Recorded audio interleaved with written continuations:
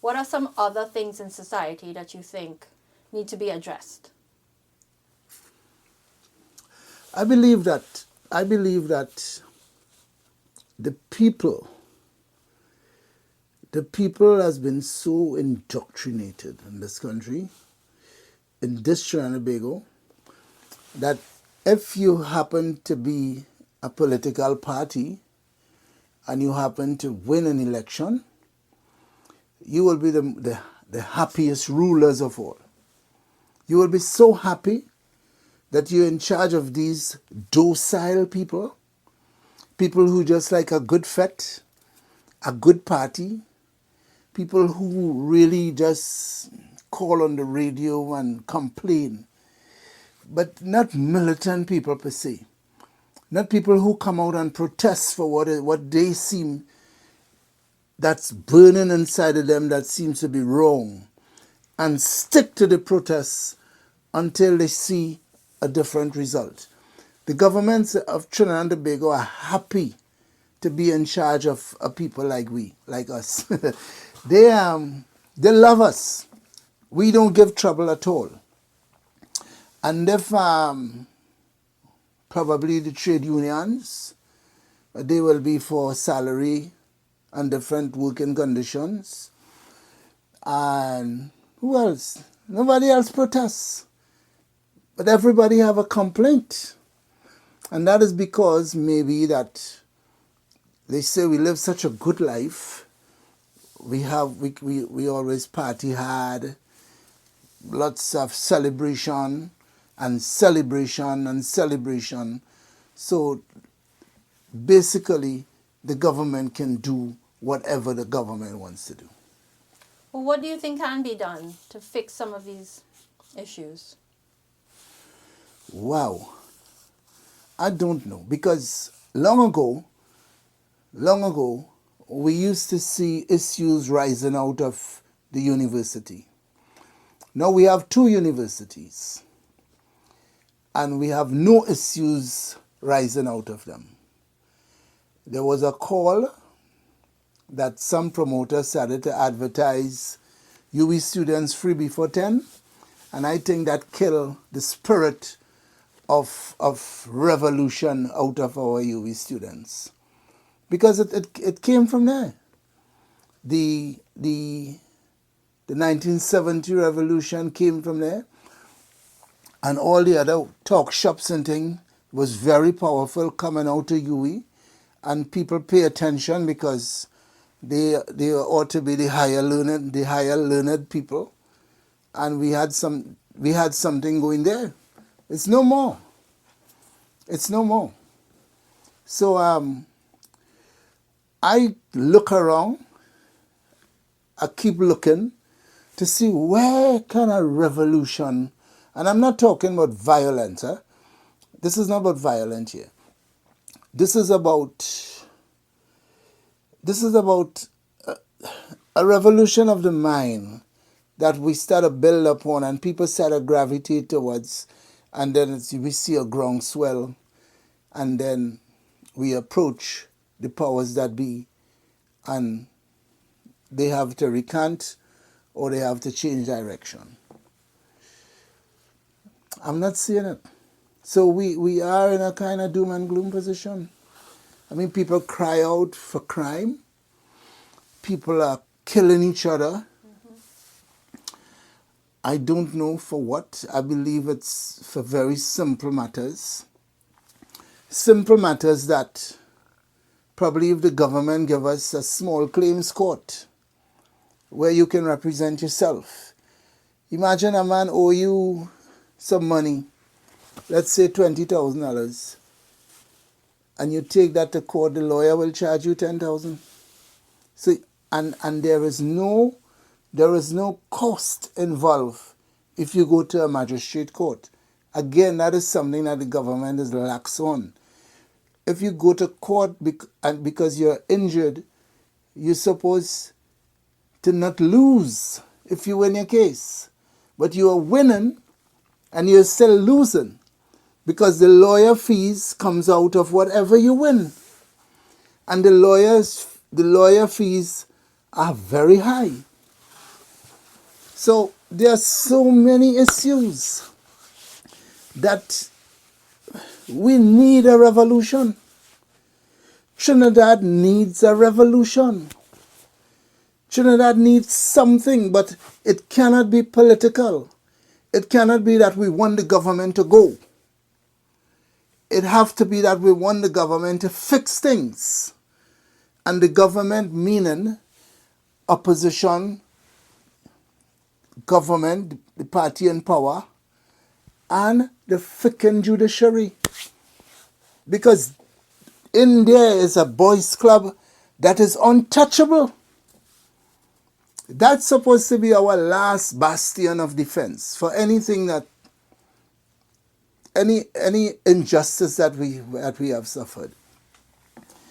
And when you go there, you can't even trust a good attorney to handle your matter. You can't trust them. You don't know if they will sell you out or they'll push your matter down the road. From the minute you pay them your fees and you start calling them, they believe that you are bothering them, just asking them about your matter. People are suffering in this country, and it's not about food. It's not about groceries. We have food in this country. You travel every road, you see a stall with vegetables, provision, fruits, food all over Trinidad and Tobago. That is not the problem. The problem is that people are suffering socially. They have small issues that they cannot get it addressed. And the artists, the musicians, really supposed to be handling that. But where are we? We fatten. We waiting for Carnival. We waiting for Christmas. Because it's festivity time. We're in trouble. This leads me to ask, personally, for your music, have you been experiencing discrimination or barriers or things that prevent your music reaching the people to get them to wake up, to listen to those words, plant some seeds? I have sold a lot of music in this country because in this country, people recognize me as a music man. I hardly want to call myself a musician. I'm a music man. And people see that. And they respond to it in a positive way. I've sold a lot of CDs in an unusual kind of networking way, where one person bought one, and that person came back for 3 and 4 and 5. So that person did my marketing for me. Tremendous. Apart from that, I've been on CD Baby and YouTube, and CD Baby the most, streaming and all kind of thing. But I don't think that one radio station playing my music in Trinidad will bring about any change. I don't think that, not even 2 radios. Look what happens for Carnival.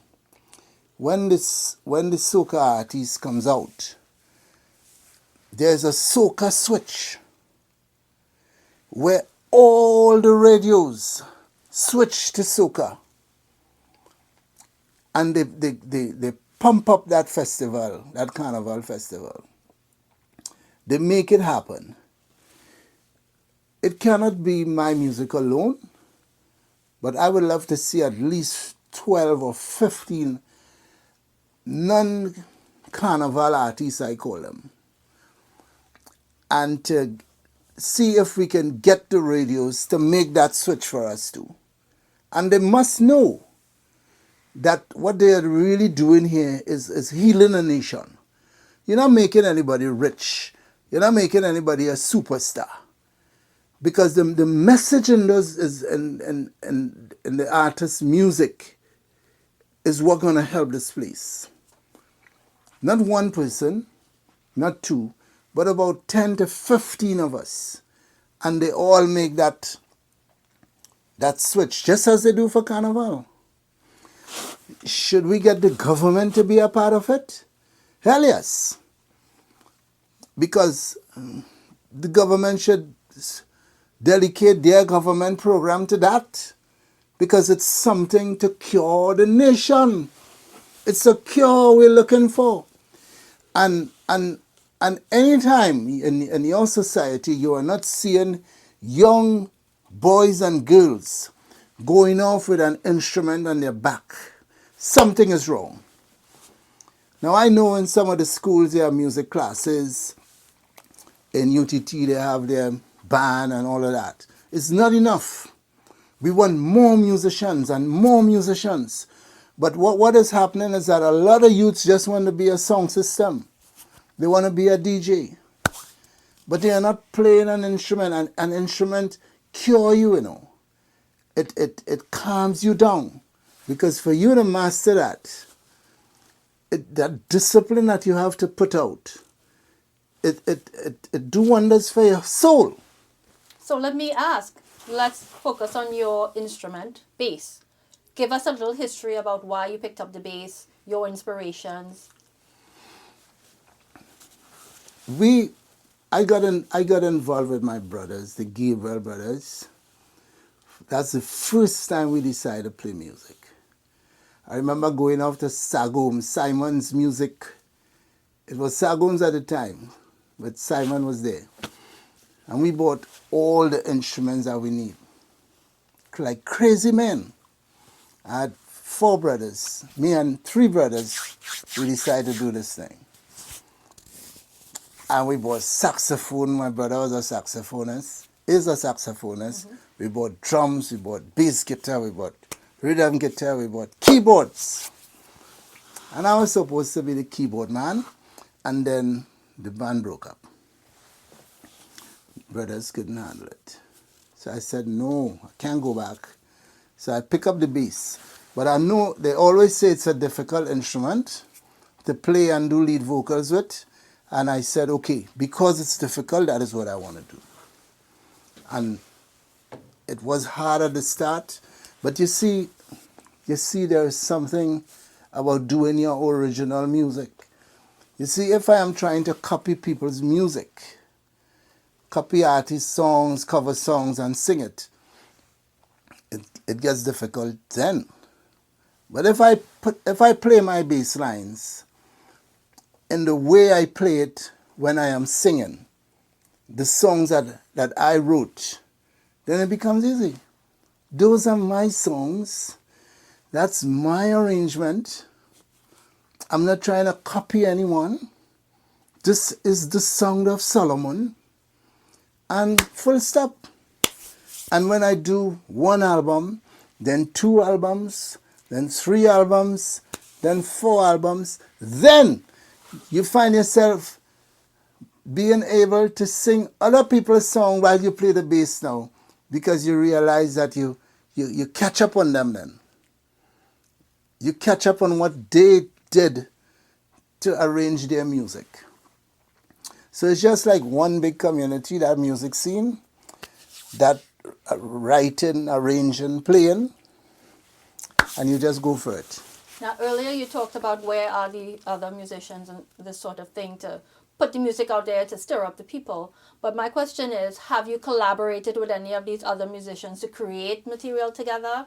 And if not, who would you like to collaborate with maybe and get some music done? I have decided to form a company called, the name of the company is Ultimate Publishing Company Limited. In fact, that company was incorporated in 2006. It just lay dormant. And I had other issues with, I was once the owner of a radio station. I got into issues with the telecom authority with that and other people. And that was about to take off because, again, because of what I just spoke about, there's a music and there are artists in this country who, if that music is featured, we are going to have a changed society. But people are taking it as a joke. They believe that when you play music, it's just to be a superstar. And there are music that actually heals the sick. There are musicians out there who, if they play for a sick person, that person feels better. There are musicians, if they play in a garden, the plants bloom even more. And we just taking it for wine and jam. We want to be a wine and jam society. Pump and grind. And to do what? To win a prize. To win a prize. And after you win the prize, what? A new crop of music will come the next year to win a prize again. Meanwhile, the society is in decay. So you're saying you've got Ultimate Publishing and you'd like to have musicians and songwriters come forward who are going to create songs that can help heal the nation. That's right. And when I say heal the nation, it's not that you set out to say this song will heal the nation, you know. It's an automatic thing. Because what you have done, it came from inside of here. You're honest about it. You're not seeing any reason why you do the song. It's just that it felt good to you. You probably had a broken heart from a relationship. You probably lose an investment. You probably had a family who passed away. Something. You probably had a dog that you lost. And you wrote the song. And that song carried 1,000,000 different meaning to 1,000,000 different people. And in that, there will be healing. And just imagine a lot of artists doing that. We cannot go wrong. And if that is the revolution, then count me in. I want to be in that revolution. So I have a big question for you. I would like Solomon's take on the difference between art and culture. I always wonder why we have a ministry of art and the same ministry of culture. Ministry of Arts and Culture. I think there's an addition to it now. Ministry of Arts and Culture. I've been asking that too. Why are you asking me now? Why are you asking me? Because we got tied up. Apparently, you can be artistic with whatever you do. And because you do this the same way all the time, every time, you say that's your culture. But if you're an artist, you will hardly write the same song all the time. Artists move away from writing the same song all the time. No artist want 2 of their songs to sound the same. And we're not talking about just changing a lyric, you know. We're talking about a musical, the pattern, the progression of chords. We're talking about the drum pattern. No artist wants that. Now we go to a different stage where we have one rhythm and we have 5 or 6 artists singing on that rhythm. An artist will never enjoy that. Every song for an artist is a different rhythm. He will do an album, 12 songs, 15 songs, 11 songs, and each song will be different. Played different, sounding different. And so when you listen to an artist's music, you hear a wide array of music. Now, you are listening in the culture zone. You are listening to a number of artists, and all of them in the same zone. that is culture. Art, totally different. And it seems as though in our country, Trinidad Tobago, there will be a battle between art and culture. And that battle starts now. Now, Ultimate Publishing has just completed its first music festival, Before the Rain. Before the Rain. Okay, so one of the key factors is that all the performances were by bands and singers doing their original music. The majority of them were playing 70% or more original music. Tell me about coming up with this idea, this concept, and where you want to take it to next. I like farming. And I have seen where most farmers get their crops destroyed every rainy season in Trinidad, particularly those in central Trinidad. Crops destroyed, thousands of dollars every rainy season. So I said that I'm going to do a festival for the non-cultural artists. And I'm going to name it Before the Rain. But you know, this year when we did that festival, the rain destroyed that too. My good Lord. The rainy season came early. There was even a storm named Gabriel that came early for this rainy season, for this season also. Phenomenal. Strange. And I'm taking it in good stride, because that storm that came on the day of our festival, to me that storm signifies something. And to me it signifies that the music that we are going to have in our festival will blow across this globe, just as Gabriel blew across this globe. The music will become the storm. I'm taking it at that. Next year, though, we're going to call up the meteorological people. We're going to have a big chat with the weatherman. And give us a good date, please, before the rain. That is what we want, a date before the rain. Before the rainy season, that every year from now on, is when that festival is going to be held. Now, we had 86 artists crossing that stage in 2 days' time. Phenomenal. I mean, I didn't expect the call to be heard so far and wide, to see musicians reach out. I mean, the night of the storm, musicians said, listen, I have to go to Rosilac. I have to go way down south. I have to go Princestown. You know, because it was a storm, so everybody was nervous. But we have seen musicians answer that call. Next year, we hope to see more people.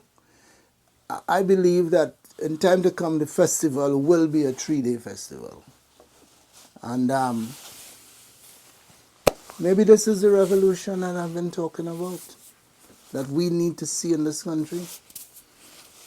So let's segue into 50% or more local content on radio and TV. I'm not fighting that fight again. I fought that fight way back then, when I did my first album, 2000, in the year 2000. My first album, Full Blown, Full Grown. I remember sitting with people like some other musical people in the country. To my surprise, though, we had a march through Port of Spain, singing 50% is what we're asking for, 50% or more, 50% thing. And However, on the day after the match, the front page of the newspaper was plastered with Calypsonians. Only Calypsonians. The whole page. Now, I'm saying, do Calypsonians really have a problem in getting their music heard? The answer is no. They have a whole season every year. They have a festival. I mean, everybody wants to hear the music play and whatever and what. But you have a Calypso tent running for you guys. People go to the tent. Well, the whole purpose of the ministry. The whole purpose of the NCC ministry is to promote the festival. Thank you. And that cry for 50% at that time really was not about the Calypsonians and the soca artists. They get their share. They get large subvention from the state every year. They sing the music for a competition. We don't. They want to win. We don't. We just want to spread good messages. And that was that is what the whole march was supposed to be. Of course, the Calypsonian came out in their numbers, and the reporters ran behind them. And to me, that whole movement of 50% was destroyed on that day.